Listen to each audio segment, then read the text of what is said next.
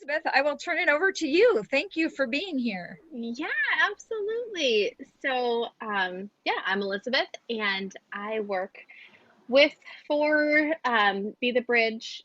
Technically, I'm a contractor for Be the Bridge, so I don't generally try to say that I work for them. It's, nonprofit world labeling of who works where is interesting. But I live in Kansas City, Missouri, and most of Be the Bridge is based out of Atlanta, and that's where our full-time staff are. But then we are an international organization, and so with a goal of essentially saying we actually feel like the church is uniquely positioned to be to lead in the conversation of racial reconciliation, and that we have historically not only abdicated that role, but also allowed ourselves to be part of realities surrounding white supremacy in the culture around us. We've participated in those things instead of setting ourselves apart in how we viewed other humans and treated other humans. And so we definitely see Be the Bridge as a piece of the puzzle for guiding the church in what it means to actually be like what Tasha always says. She's like, so Tasha's the founder of the organization. She always says, like, the church really needs to be the headlights, and we've only ever been the taillights when it comes to the conversation of race. We've always lagged behind the culture instead of leading the way. And we really feel like the church leading the way in this conversation would be a huge credible witness for the gospel, for the truth of the message that we preach, that if we were able to show because we are reconciled to God, we can also be reconciled to one another, and that we would love to see the church lead in that space. So that's the goal, and that looks a lot of different ways. But I'll pull my screen up here because I'll get talking, and then I'll talk through half my slides before I ever even show them to you, because that's what I tend to do. There you go. So if you need to get a hold of me, there's my email address. But this is my lovely family. Here in Kansas City, we have 4 kids. This photo's from about a year ago. They are now 12, 10, 8, and 4.5. And we have a very loud, very busy house all of the time, especially now that they're all homeschooling. Something I was never going to do. And so now I just laugh that they are all home all of the time. But they're doing okay enough. So I ended up getting connected with Be the Bridge before it was actually even Be the Bridge. So here in Kansas City has a long history of just really entrenched racism, especially surrounding our housing and schools, which is pretty common across the U.S. But for a while there, we were one of the most segregated cities in the nation. And the dividing line of the city is actually 2 blocks from my home where I live. And so we're on the technical wrong side of the city for being a predominantly white family. But that dividing line still remains there,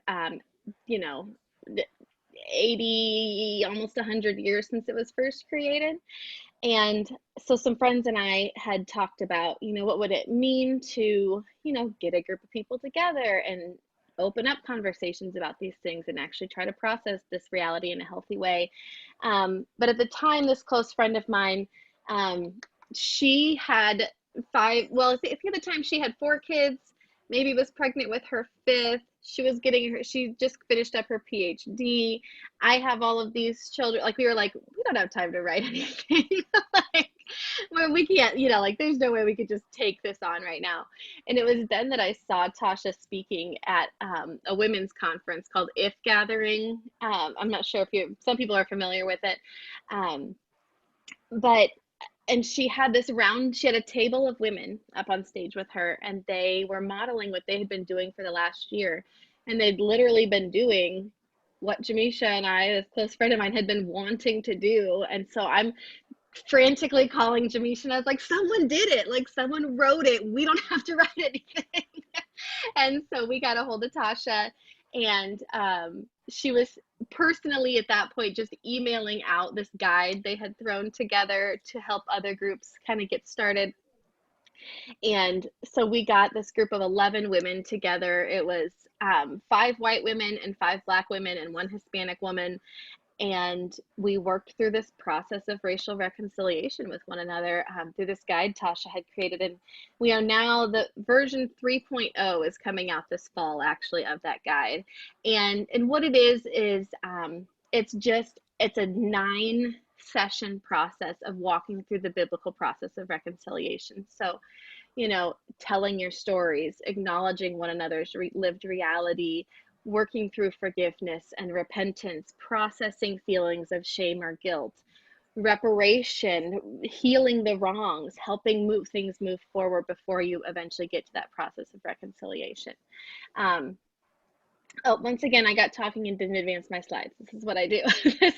This is a photo of that first table at that women's gathering, and I now know most of these women, and they are fantastic, wonderful humans. You might recognize Amina Brown up there. Tasha's on the far left in that gorgeous magenta color. But from what started as a single table of women gathering over the course of the year, would become over 1,000 Be the Bridge groups all around the world, predominantly in the US, but we now have groups in New Zealand, in China, in Germany, in Italy, in England.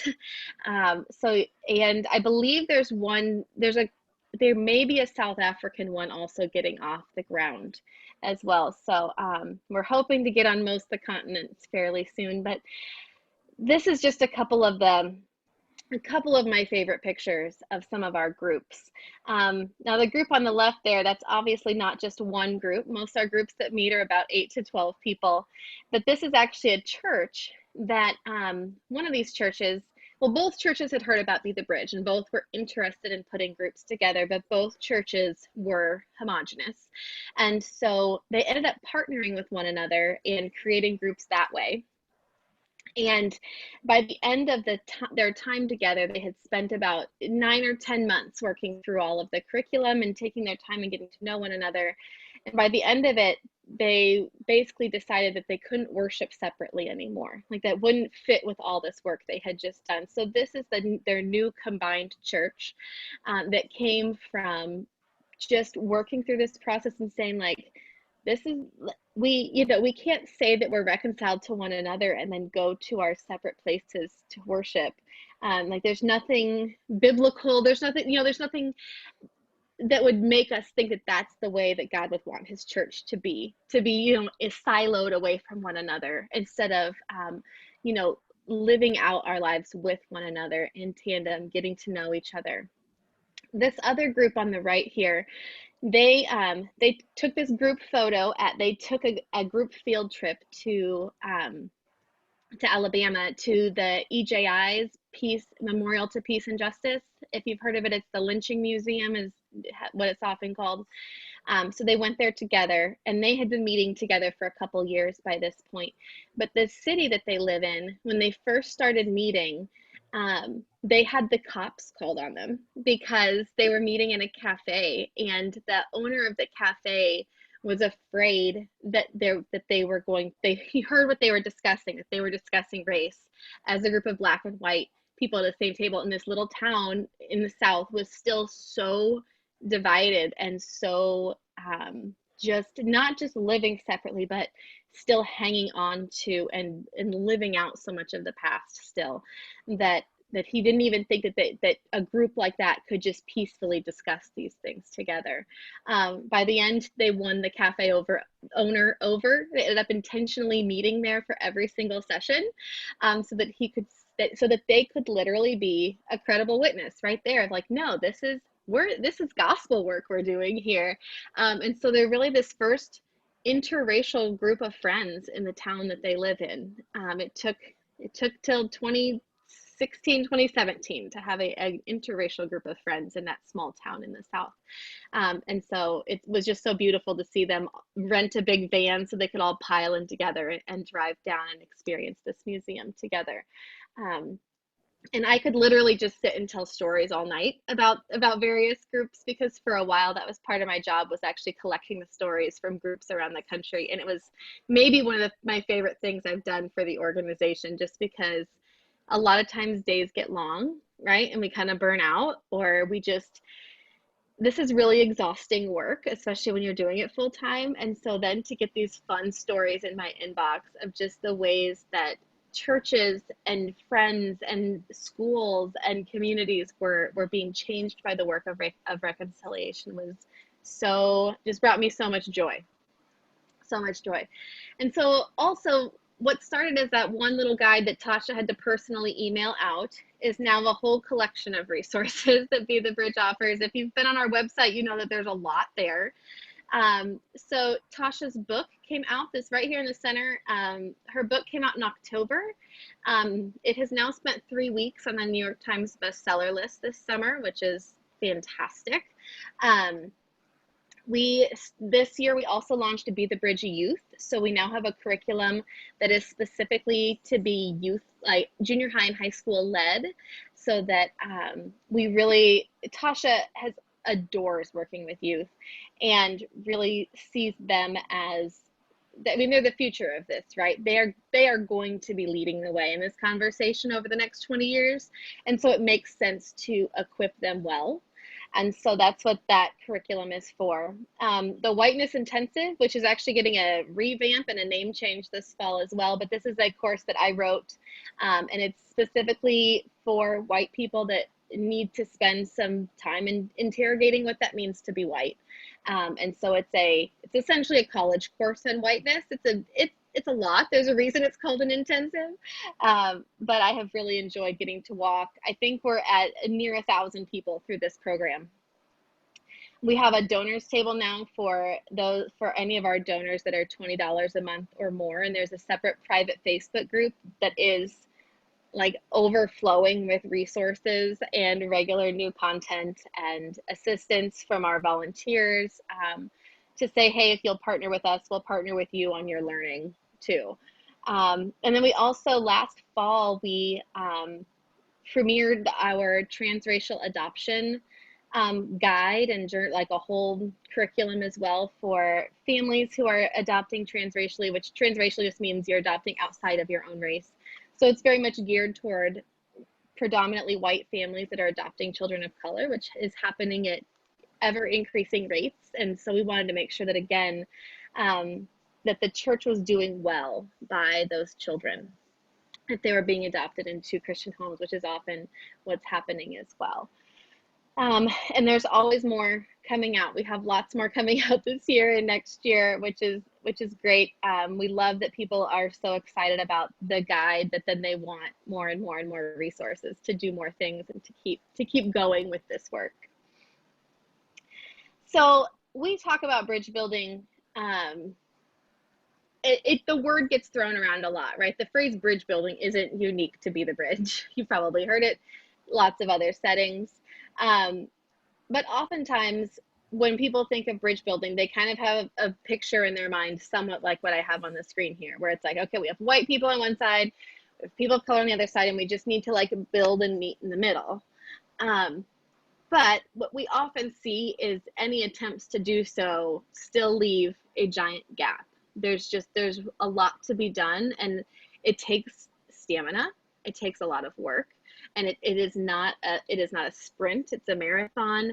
And so people burn out, and they just don't stick with it. But when we leave this gap here, this is why we still see so much segregation. This is why we see so much separation between groups. And the reason why our churches are still so segregated is that this work is hard and it is not easy.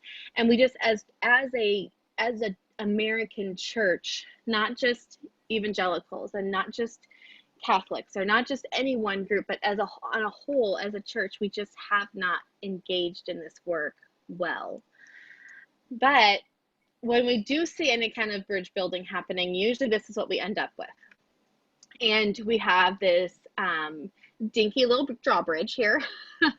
And what often happens is this is that really shallow reconciliation. I can think of multiple, big name Christian organizations in the past that have said, like, we're going to tackle race and racism. And it ends up being more of a kumbaya, hug it out kind of situation than actual really hard work of reconciliation, because reconciliation is hard. It's costly.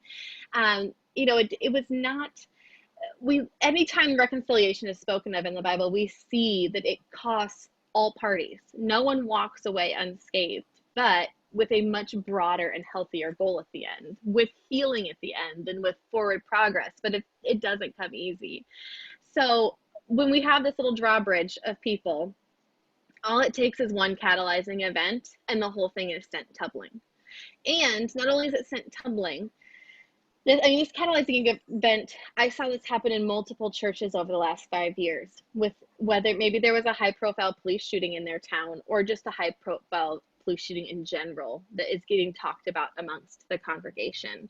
And people of color are hurting and white people are acting clueless, or expecting to be able to explain it away, or to not think it's that big of a deal, or you didn't know this person, why are you so upset?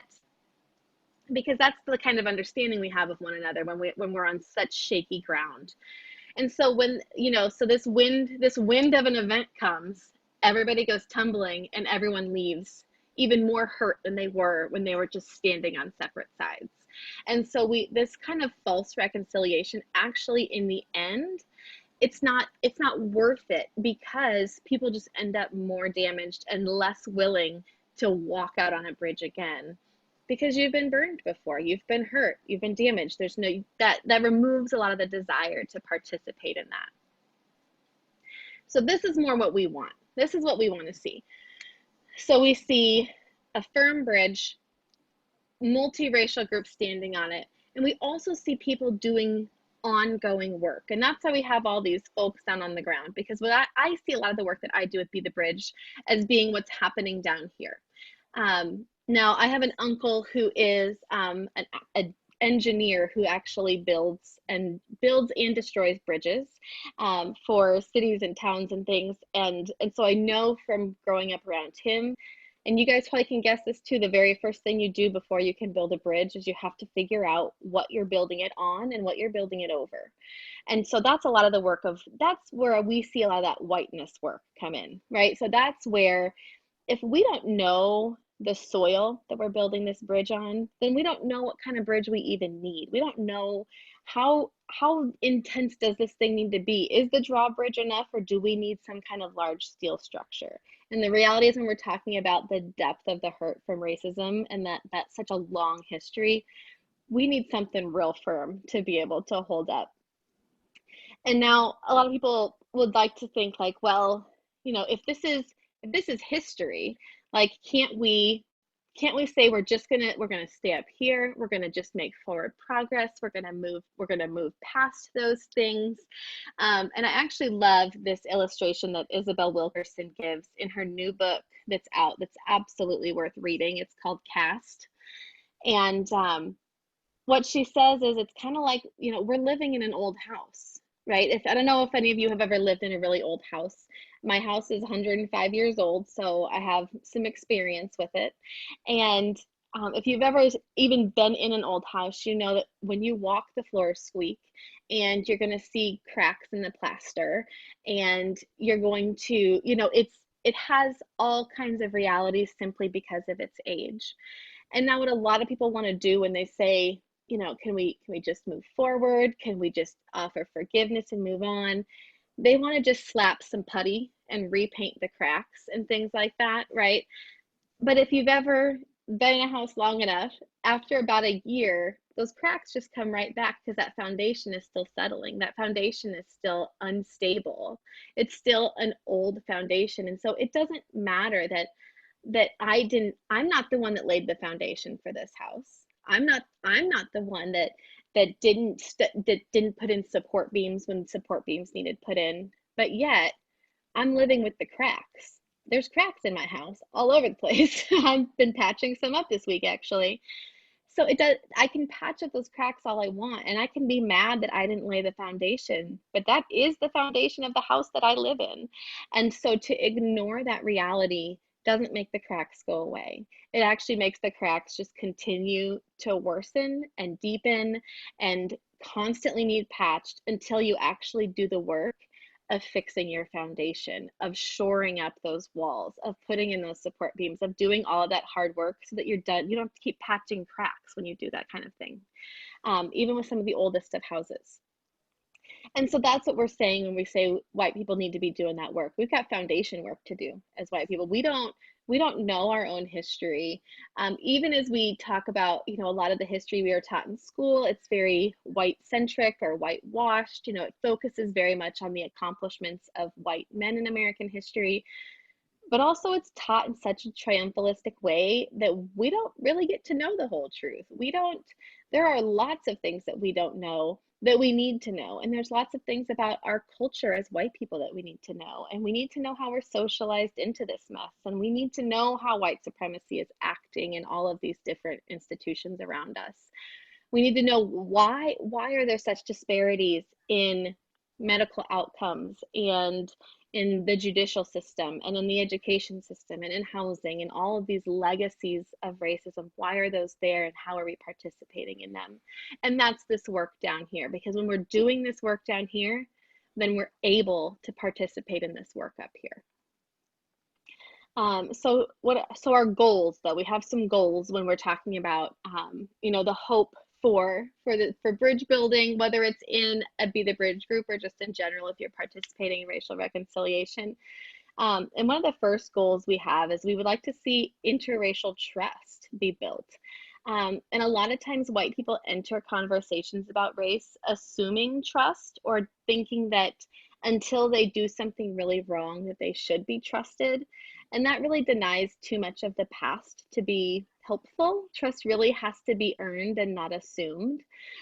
We have to not just show up and think that we can be trusted because we haven't been given a reason not to be. We have to show up and decide that we're going to make intentional steps and act intentionally and respond intentionally in ways that makes that place safe for the people of color in our lives, and that shows that we're ready to do this hard work and that we are standing there in the gap, and that we're happy to screw up because we'll take that feedback and we'll come back better and we'll deal with our mistakes, because that we know that's how we actually build trust.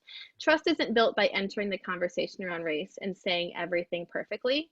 It's built through being ourselves and being honest and making some mistakes. And when we do that, doing the hard work of fixing those mistakes as well.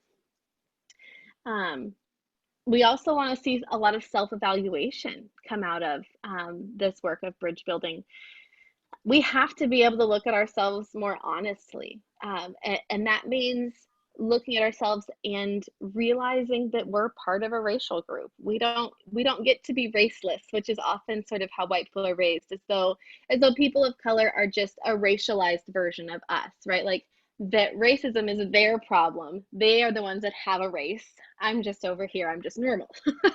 I'm this universal person. I don't have a racialized experience, but we do, and we have to acknowledge that and everything that comes with it, whether that's privilege or fragility or even understanding what it means to have a healthy white identity. All that comes through a lot of self-evaluation. But oftentimes what we see instead is, white people are ready to, hey, we're going to join the conversation in racial reconciliation. Where's all the people of color?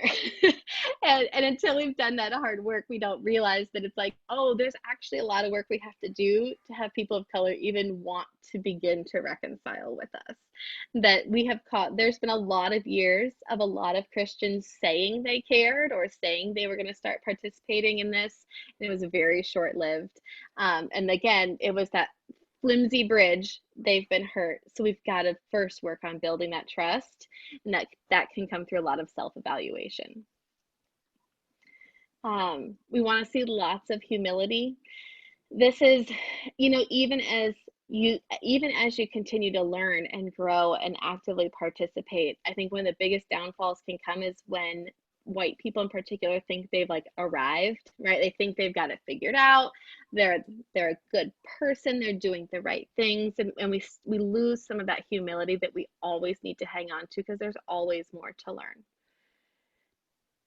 We also need to learn how to lament. This is one thing that historically the various denominations of white churches in America have never really done well. That hasn't been part of our liturgical experience or part of our worship experience. You know, we have lots of songs that are all about, you know, how great God is, how great we are for thinking he's great, all of that. And then we'll repeat it 7 times. But what we don't have a lot of is being willing to sit in pain and to sit in pain with people without trying to fix it and without trying to just feel better, but to actually like to mourn with those who mourn really is what we're talking about. We're talking about lament, is that deep sitting with people. And if you look at the book of Psalms, I think it's about 2/3 of the Psalms are actually Psalms of lament. And those were still considered part of this book of worship. Lamenting the broken reality of the world around us is a form of worship, because we are standing alongside those who are hurting. And we know that what you do to the least of these, right, is what you do for me. And that's really what we see in lament. And finally, we want to get to a place of inclusion. And this word gets thrown around so much. You know, it's like the buzzword in the corporate world. I always get, oh, you do inclusion training, or do you? And it's like what they really want is like this pretty picture, right? They want to look good from the outside, that they have all these varieties of levels of melanin sitting in the boardroom with them. But really what I often hear when people think inclusion is this idea that all are welcome. And I would love to get away from that idea, because all are welcome sort of can mean, hey, we've created a space that works for us and you're welcome to join us here, but we're not changing anything. Like, this is our culture, and these are the songs we sing, and this is how long sermons are at our church, and these are the things that we're willing to talk about from the pulpit, and you're all are welcome to join us in that. And that's actually not an inclusive reality. And so one of the things that I would like to see that start to shift to is, instead of all are welcome, shifting to we created this space with you in mind. So instead of just saying you can come join us in what we've already made that's really for us, we can start by saying we're intentionally creating spaces with you in mind, that we're considering your comfort and your enjoyment and your ability to bring your whole self. And then realizing that even in that, we'd like to push it a step further from once we have that to saying, really, inclusion is you joined us in creating this space, and that's why all are welcome. When we are jointly creating spaces, that's where we see inclusion. Oftentimes we think of inclusion as like these people in charge are still the ones that are making the decisions and creating the culture, and they are searching out the diverse hires, and they're doing these things to be inclusive. And it's like, no, you need to have people joining you in doing those things. You need to not, because you haven't given up power. Inclusion can't be you're still in power and you decide how everything else works underneath you. But this takes so much active listening on the parts of those in power, and a moving away from the white cultural norms of power hoarding, where we definitely have like a scarcity model when it comes to power. We think if I give up some of my power to you, then I have less, instead of actually when we share power, we all have more. But that scarcity mindset is really drilled into us from a young age. And so it's hard to move to these real deep ideas of inclusion that go well beyond just hoping that eventually your church is more diverse than it is today. I don't know do you have it set up that we are able to do breakout? I mean, and honestly, we've got a small enough. How many do we have in here now? We've got a small enough group. We could probably just discuss some of these in here. We've never done breakouts before, so it may be set up that way, but we haven't used it. So No problem. We've got a small enough group in here. We can just chat in here a little bit. So one of the first questions I love to ask people that, not even because I think everyone needs to start a Be the Bridge group. There's lots out there, lots of ways you can do anti-racism work. But I think what's interesting about this first question is I think it really challenges us to evaluate our personal lives. So this idea that if you wanted to put together a Be the Bridge group with people who are currently in your life, would you be able to do it?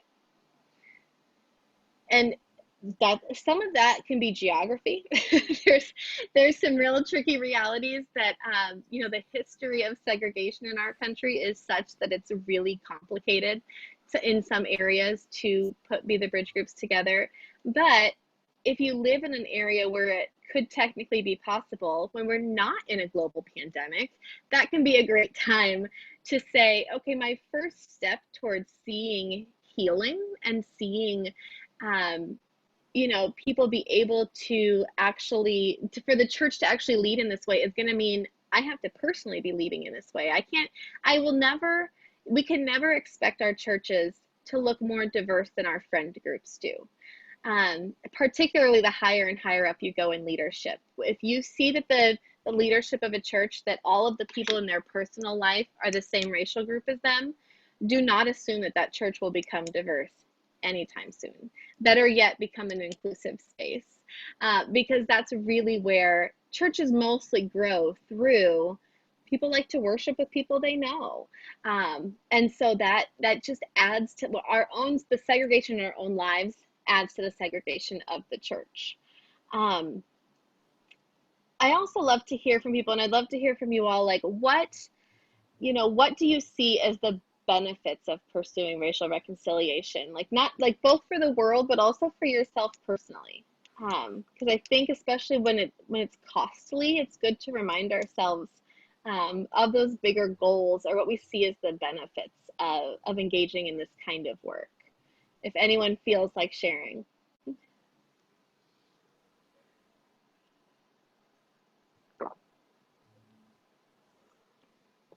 Is no one feeling talkative today?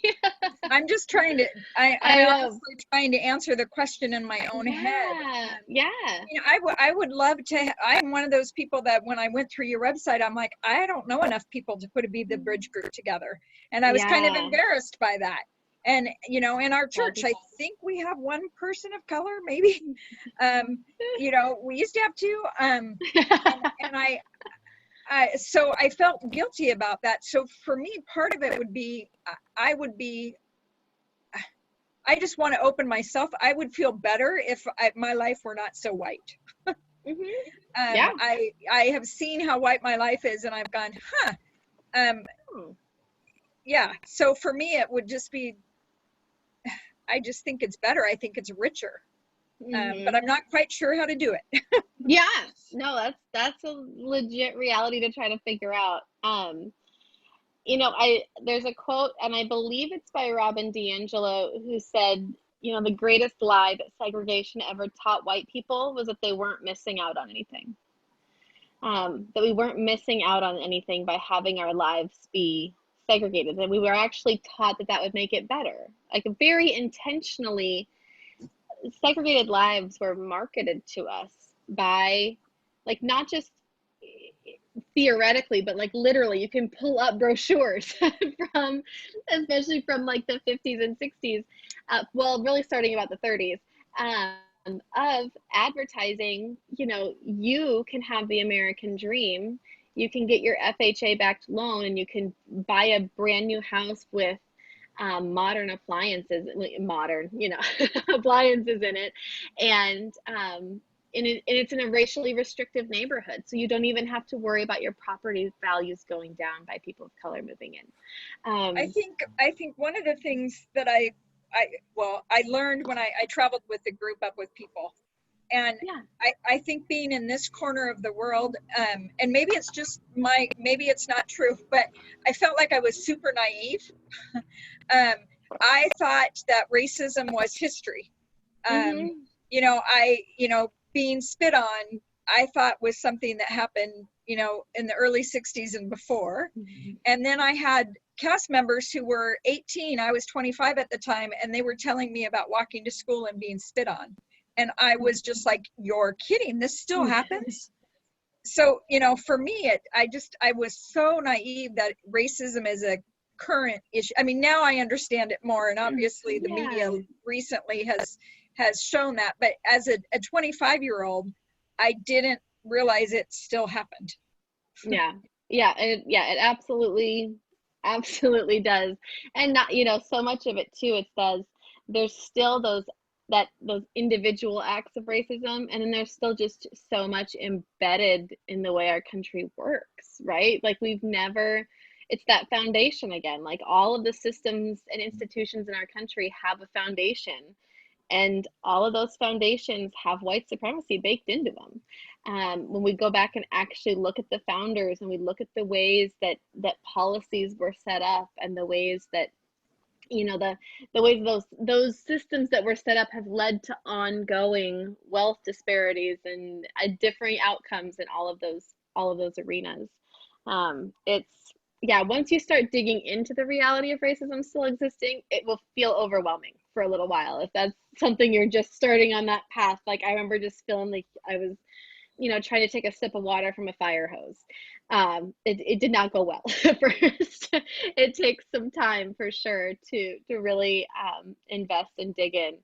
Um, I also think it's good to acknowledge that there are some costs to engaging in this. Um, it, you know, the system is set up to have us not engage, um, because it works really well for white people as a whole if we as white people don't engage, if we just go along with the system as is. And so there's costs to breaking rank with that. There's costs to not staying silent, and sometimes that can mean more than just someone unfriending you on Facebook. It can mean, I know in our lives, there's family members that we don't have in our lives right now. We're hoping eventually maybe there's some growth that happens, but some of that is just protecting our sons from, I don't want you around my drunk cousin who starts spewing racist rants. Like that's not okay with me. So things like that, we you know, those are costs of engaging. Also, to the point that we've had a lot of personal loss of friends, and eventually a church that, I usually just say, like, we were told that God was letting them know we should find a different church. Because we were pressing, and we weren't. I mean, I know some people might think, they hear that and they're like, oh, like, what must you have been doing to end up? This was just like in private meetings, asking pastors to consider some of the ways they were speaking from the pulpit, some of the things that they were silent on, that there were things that they were doing or not doing that were hurting members of color in the church, and that we wanted to be part of holding them accountable for that. And that didn't go over well. And that was even with a church who said that, you know, caring about racial issues was part of their core values. Um, people don't like to be told that they're not doing things as well as they thought they were.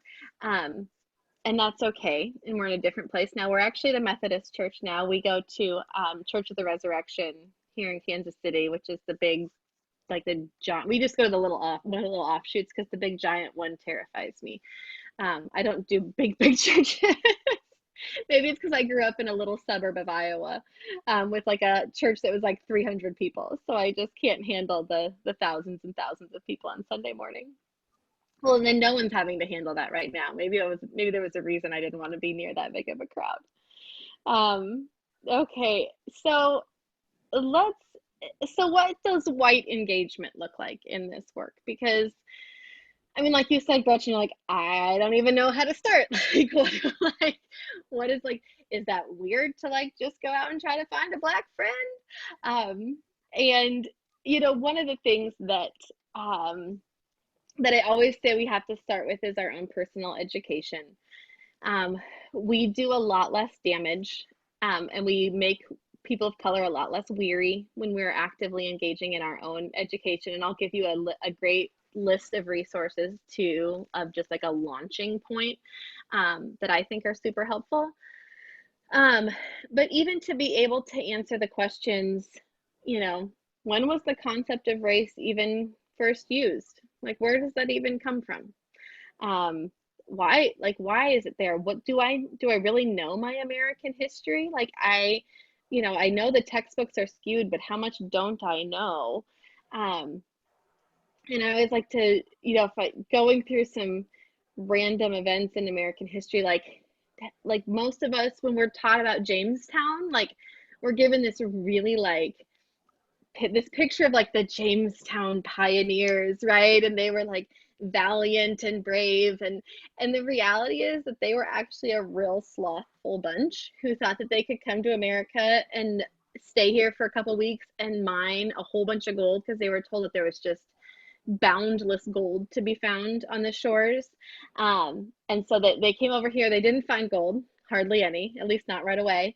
And they weren't prepared to take care of themselves, and they had no desire to farm. And so they just used native people to make them to do that for them. And then when they were done with the native people, when they thought they were fine and ready to go, they had a feast, a banquet of eternal friendship, and with about 200 native people who had been helping them. And they poisoned every single one of their wine glasses of the native people, and all 200 died that evening before a lot of the people in Jamestown left.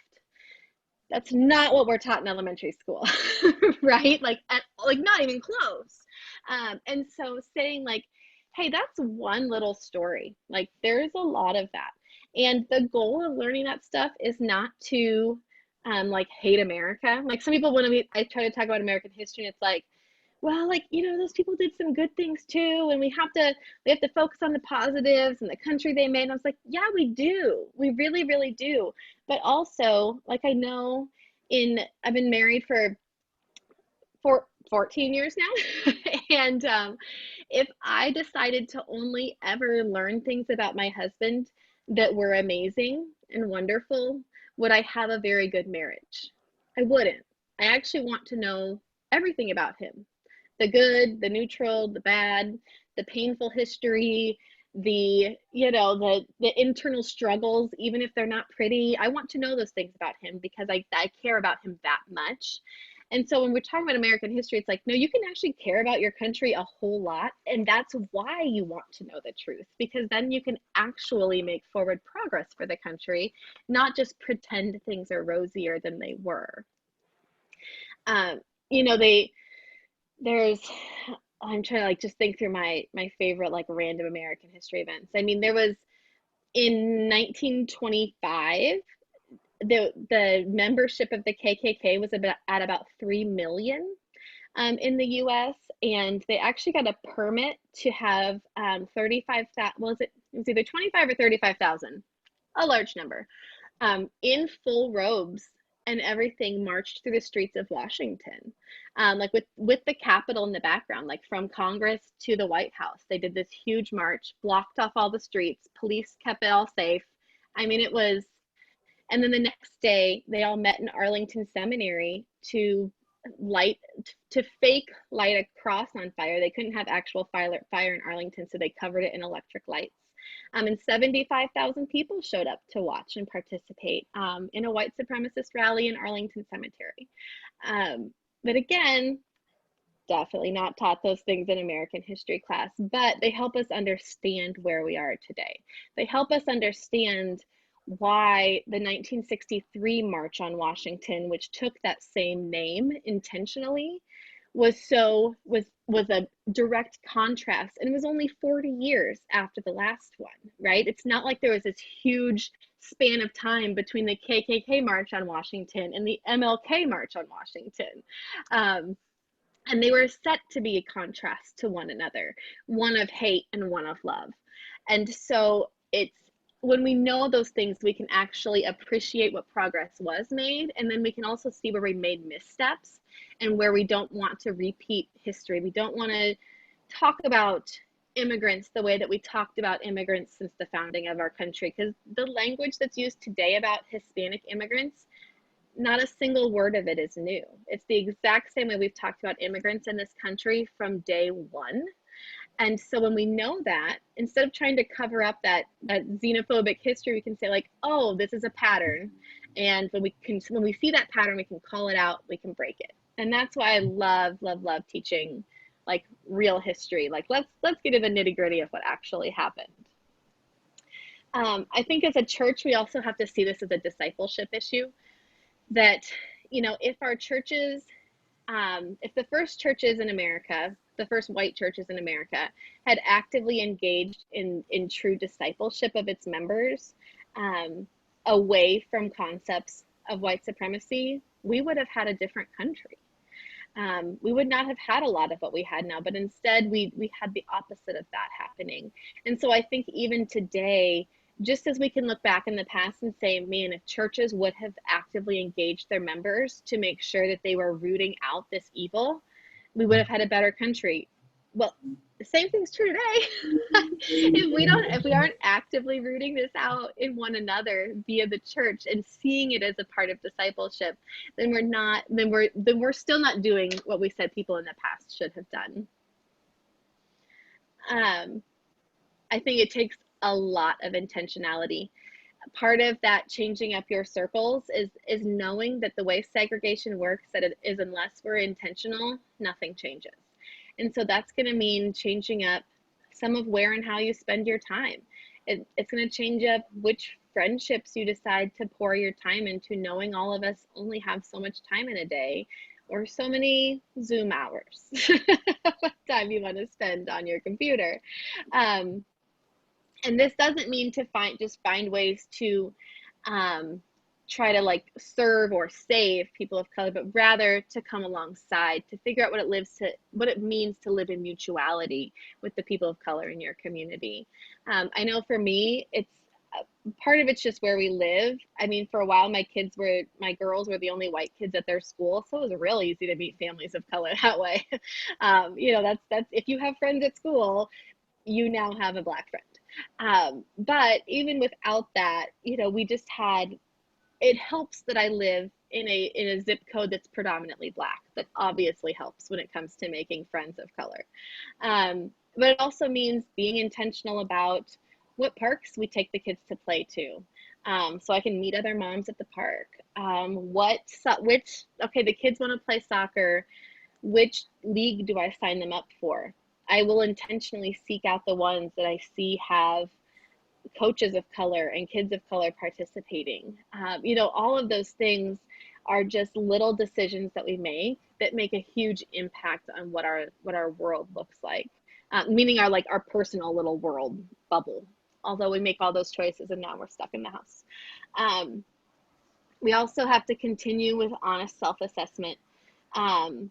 And that this never ends. I still, you know, assess my own thought processes. I go back and think through how I responded to people or how I handled situations, and really evaluate, okay, is there a way I could have handled this that could have had better outcomes? Is there a way I could have handled this that would have uplifted women of color more? Or, you know, all of those things, just regularly engaging in those thought patterns, knowing that there's so much just ingrained in our brains that we're not even thinking through, that we have to be intentional about thinking through those things. And also I just have to be really aware of the world around me. I have to, you know, there's this idea like who's at the table, right? Like, so who has these positions at the table in our lives of who gets to have influence and who gets to have say. But I also like to ask, like, who owns that table? Because, you know, like if it's at a church or an organization, you're asking who's at the table. It's like, well, part of it's probably who owns the table, because who owns the table is probably determining who gets to sit at the table or who feels welcome at the table. And always evaluating, like, what voice do we need to add to this situation? You know, if we're thinking through, you know, a new direction the church is going to take, or a direction that the school, I see a lot of integrated schools where it's still like white parents trying to take charge. It's like, no, we need to make sure that before decisions are made, we actually look at who's all getting to be involved in that decision-making process. And sometimes that means there's some people that need taken away from the table. There's people who don't want anything to change. And so sometimes saying, you know what, there's going to have to be some time of discipleship, so that we make sure those making decisions have those best interests and want to hear those other voices before they're making decisions. And let me jump to, okay. So for next steps, so you're like, okay, I want to engage these things. I want to do all of these things.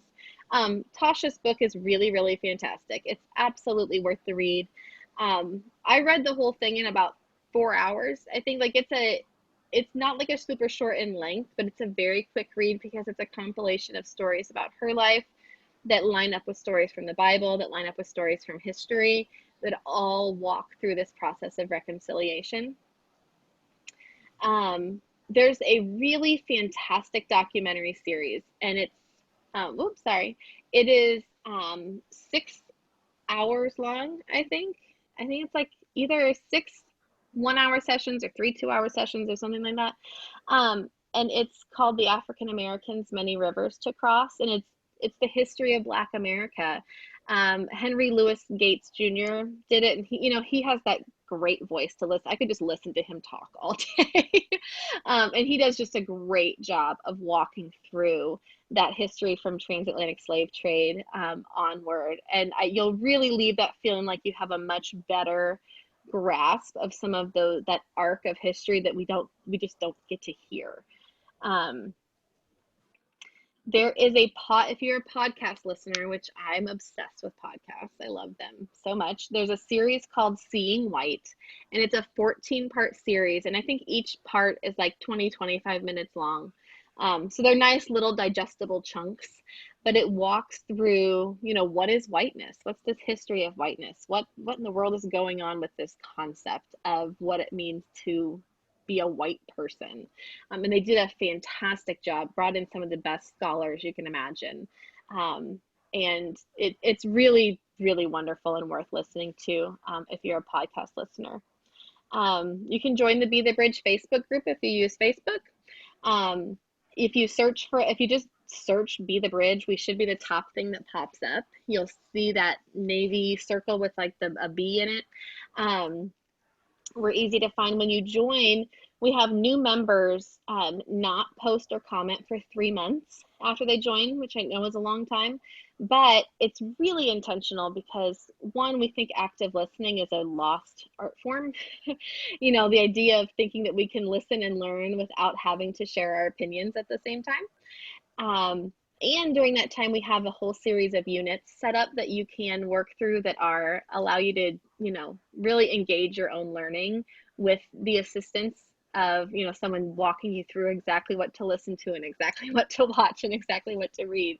Because there's so many resources out there. I know it can feel really overwhelming. Elizabeth, that last part is on your Facebook page? That it's in the Facebook group. So when you join the group, you'll go under units and you'll find, required listening, required watching, required reading, all of that. There's even just this idea of evaluating your own life, of seeing, when I got to do in-person seminars and things like this, I'd bring someone up and we would do this marbles in the jar game where basically you'd pick, I had a variety of different colors of marbles to represent different racial groups. And I'd have them go through and, okay, your favorite teacher from elementary school, put a marble in of what racial group they were from. Your best friend growing up, your college roommate, your doctor, your main college professors, all these people who have really big influences on your life. And then even going through like their current lives, who, like your current best friend, your current, your boss, your whatever it is, your pastor, all of those things. And looking at that jar, and even if you don't have literal marbles in front of you, and the visual is powerful, I think, but You know, when we do that, that really allows us to say like, oh, like, okay, I can't change all of that today. I can't change all of it tomorrow. I probably can't change most of that even in a year. But what I can do is I can change some of it. And I can change, I can evaluate what areas I could start with changing and work from there. And the thing that usually happens is once you change a couple of those, that tends to bleed out over into other areas because you have, as soon as you start expanding your circles, you usually find that they expand even more rapidly. And the last one is just to stay in it. Um, there's there are a lot of white people who join the conversation and then leave the conversation. They start the work, but they don't end the work because, like I said, it gets tiring and there's costs and it's not easy. But the problem is every time white people join the conversation and then leave, it's not benign because the people of color around them or that have participated in some way in their learning see yet another white person decide to not engage, and so that also leaves nothing changed for them in their own world, but also it has simply reinforced to them that white people can't be trusted to care. And so that hurts everybody who is still trying to engage and trying to do this work, because every time that trust is broken again, you know, we still have to help pick up those pieces. So I usually say, you know, plan on it this being a lifelong journey and not a sermon series, because it really is, there's too many years and too much hurt and too much work to do to think that it could be overnight. And actually, I'm gonna one more book I'm gonna show you real quick. I have on my nightstand. So my personal hero slash role model is Fannie Lou Hamer. And this is, I finally got this book from the library because I haven't even been able to, it's out of print, I think. And so I haven't been able to find it on Amazon for anything but like $90. And I don't generally pay $90 for a book. But it's the life and work of Fannie Lou Hamer. And I can't say enough about her. I could talk about her all night. But reading stories like hers of what fighting against racism cost her and the ways she stayed in it and the what behind what kept her going, you know, after she was like treated even just physically so horrifically on multiple occasions, that she just never stopped. She literally said like, they're probably going to shoot me, but I'll fall forward 5'4" in the fight for justice. She was a very short woman. So to have that kind of mindset that says, I'm still going. I don't know. Eventually, who knows what's going to happen to me? But at least when I fall for, when they kill me, I'll still be falling forward in this work. And so I find that regularly going back to reading stories like hers, and even finding more modern day people that are staying in it, or other white people who stayed in it for years and years and continued with this work, is so helpful in keeping, you know, just staying encouraged and not burning out, because it'd be easy to burn out. But with that, if I can stay around here for a little bit longer. If anyone has any burning questions. I want to jump in real quick, and then we'll do questions. I'm going to share a screen. For those of you that don't know, we do take a free will offering every speaker series, and I don't have the number in my head, Robin. I don't know if you can jump in, but it's over $2,000 that we've raised for various charities. Wonderful. And Elizabeth tonight has asked that our free will offering go to Be the Bridge. So if you go to our website, there's a place where you can donate, and we will gather all of those and then share them with Be the Bridge. Or you can mail a check to the church. The information is there on the website. So I want to make sure we get that out there because we want to support your amazing work. Thank you. We really appreciate that. it takes yeah, it takes buy-in in a lot of ways, right? Like buy-in in our own time and energy, but also, for Tasha to be able to do what she does, we have to keep a roof over her head and all of those things. So yes, we greatly appreciate any sort of financial support. I will also put the message, the website in the chat if you want to go copy it. I don't think it links, but it will be in the chat. So anyway, now we can open for questions. I will stop sharing so we can all be there.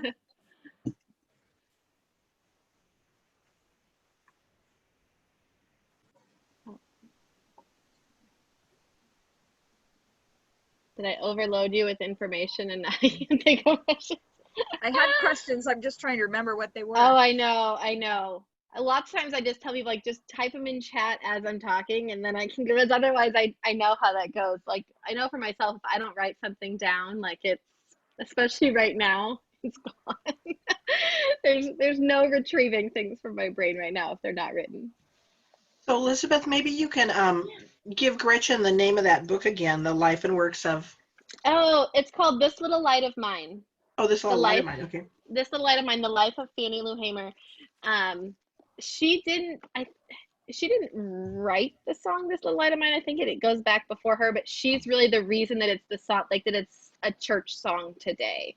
Okay. It was her. She would be out marching and singing it and get whole crowds singing This Little Light of Mine, like saying this is right, like this is our witness, we're out here, we're doing this thing. So yeah. I did take notes of the things that you share. Yeah. So but if I lose it or whatever, I can email you too. Oh yeah, I can say, yeah, that's an easy one. This has been very helpful, Elizabeth. I really appreciate it. And our community of Puyallup is majority white. Oh yeah. Which makes it a little difficult, but I found some of the principles you talked about really appealing for our Methodist Church in dealing with the reconciling ministries issue. Yeah. And also we have another Methodist church that is just merging with ours. Oh. And I think my guess is there's a tendency that, you come into our church and you do it our way kind of thing. Yep. We need to work together. And some of your points were excellent that way, let alone the racial.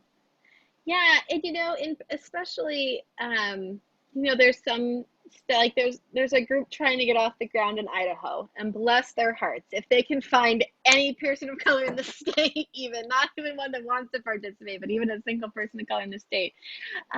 But there's also some great things that I've seen some predominantly white churches that are in nearly completely white cities do, and it's more about creating a space where racism can have no home in its walls. And so a lot of that, one of my favorite things I saw a church do, that I had been working with them, and we talked about a lot about like Kansas City history, because I know a lot about the history of my city and it's the ugliness of it.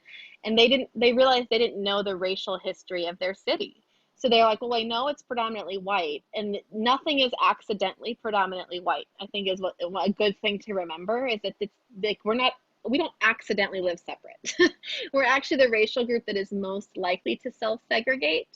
And so learning the why of your own city, and maybe that means you get a group of interested people together to go digging through city history files and hearing narratives from people who've lived in the city for longer, digging up old records, looking through old housing deeds can be really telling, because most of them have the racially restrictive covenant written right into the housing.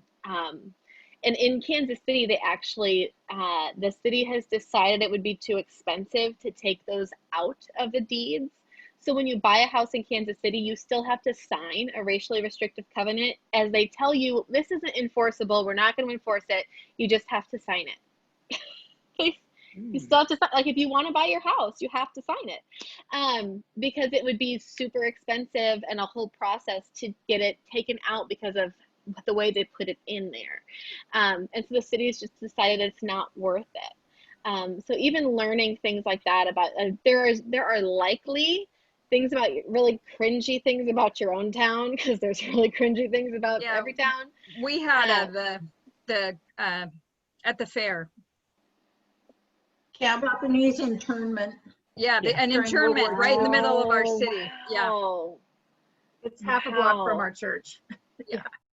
Man, and I mean, and finding some way to honor that history, right? To say, hey, part of the reason we're the city we are is this, and as a church, we're going to, maybe it means that there's a memorial, or maybe, I'm not sure if there's anything already in the town to remember what happened or to honor the people who lost so much. But having a church lead the way in some of those things is so powerful to a city, and so powerful to communities of color, that, if there is a church in a nearly all white city that is leading the way in honoring those who've been hurt in the past and doing things to try to make things right, and like, if they're debating where to go to church and the options are only all these all white churches, they're gonna go to the one that's doing that kind of work, right? They're gonna go where they're gonna be the most safe.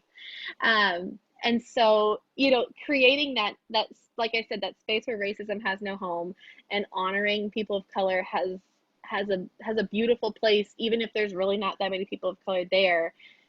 That's what some of your best chance that if the city ever does have more integration, that your church will be a place that will be welcoming and somewhere that they could find a home. Elizabeth, I have a question. I totally understood what you said about the phrase "all are welcome." We happen to say it every Sunday as part of our liturgy. Most do. Yeah. So a lot of is them there do. is there a different way we could phrase that, or how can we? I mean, that's part of who we are, but how can we make it clear that? Yeah, what can we do with that? I do like the phrase, at least shifting to, we created this space with you in mind, or in creating this space, we want to honor you in the creation of this space, or we want you to bring your whole self to this space, including your racial identity, your gender identity, your sexual identity, your marital status, your size, your whatever, like, we want you to bring that whole self. We don't want you to feel like you have to hide part of yourself to enter this space. I think we which do. is a much longer phrase. But we do try to do that in our invitation to the table. So that's good, because there's a lot of us here that write that, and we try very hard to make that, a part of what we say. And sometimes the phrase "all are welcome" doesn't have to be bad if it is followed up with a reality that all really are, right? Or further expressing what that means in other ways.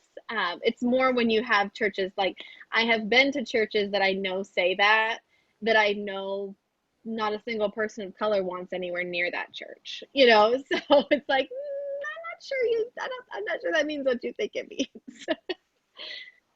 I would just, to back up with what Gretchen just said, when we say all are welcome, we follow it up with, we're talking about Jesus welcoming all. So it's not saying we are all like that. You know what I mean? Yeah.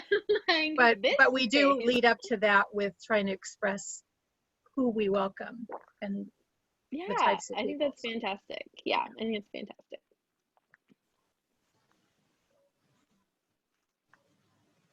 Well, Elizabeth, thank you. I learned a lot tonight, and I'm excited for next month, a little bit more local, which I think that'll be really good. Yes, because we could take this information and so it's good, and it's actually just a couple weeks away, I think. Well, maybe it's a month. I don't know. It's COVID. I don't know. Time doesn't exist anymore. It's just one big blur. It's still spring break technically at our house. My kids have yet to go back to school since spring break, so I'm like, well, this is a really long spring break. And at this rate, they may make it till Christmas break. I'll be shocked in Kansas City if our kids go back this school year. Wow. We're at a 10% testing positive rate here of people. If you're getting tested for COVID, 10% of people are getting positive tests. And it's increased. And that was 2 weeks ago, it was 5%. So Kansas City is not handling, well, Missouri in general isn't handling it well. Southern Missouri, so Missouri has a really interesting history with being, as part of the Missouri Compromise. So it was technically a slave state, but it didn't secede from the Union. It's a whole, it's parts of it did, it sort of did. It was messy. And so Southern Missouri is Confederate country still. Like everywhere you go, flying Confederate flags. The works. I would not, we have had to drive through there to get places, and I won't let my boys go into gas stations in Southern Missouri to go to the bathroom. Wow. It just does not feel safe down there at all. And then you have St. Louis and Kansas City up in Northern Missouri, where there's just a whole different kind of races. Ferguson, hello. It was in Missouri. But actually the NAACP still has a warning out for Black drivers in Missouri. Missouri is the only state in the country they have a warning out for Black drivers to avoid the state if possible. So we got a lot of work to do here in this flyover country. People think of like the deep South, and we're not deep South, but we've got mess that nobody really wants to clean up. So, and if anybody read the letters to the editor this morning, one of the last editorials, letters to the editor that was written, talked about how the Confederates were brave people for protecting their states, for states' rights. It wasn't about slavery, and that there was federal overreach, and that the North said, proclaimed that, they fought this war to preserve the Union. Well, if you read the history, it's plain. It was about slavery because it threatened their economic well-being. And number two, the preserve the Union was soft pedaling it so they didn't lose the states, the border states that. I'm just popping something up. So I show people this in the history classes I teach. The border states that didn't have to get rid of slaves, and they're afraid if they said, this was about slavery, not bringing the Union together, they were going to lose the border states that hadn't seceded. So, and then of course, I'm looking at the politics of the Republican and Democratic parties, and I'm going, whoa. When you dig into the history of the political parties, people get real uncomfortable because they like to think Lincoln is Republican Lincoln, the party of abolition, and it's like Abraham Lincoln was a white supremacist.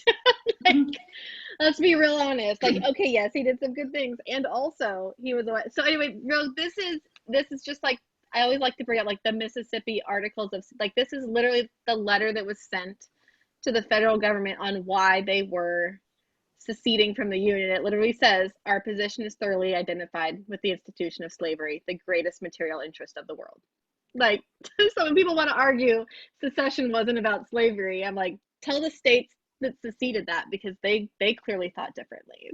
So, and this website, battlefields.org, has lots of primary source documents from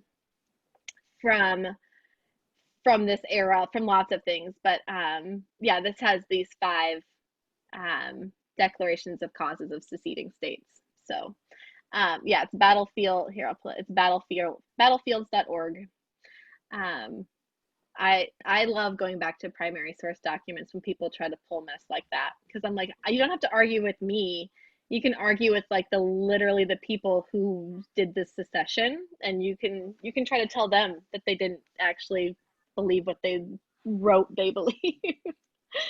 Like, good luck, because I'm not going to fight you. But yeah, it's also hard to just know people that think that, like, live and work amongst us, right? That's challenging. It's challenging. Any other questions or comments? So thank you, Elizabeth. So enlightening. Yeah, you're so welcome. Again, if you can donate, that link is in your messenger, or just go to our website. And I hope we see you guys on September 10th. And that one I think is at 6:30. So. All right. Well, thank you all Thank so you, much. Elizabeth. Have a great evening. You're so welcome. Thank you. If you join the Facebook group, you'll see a lot of me. Good. Good. I head up running that. So yeah, there's a lot in there. It's good stuff though. Good. Anyway, have a great evening. Great. Bye-bye. Thank you. Thank you.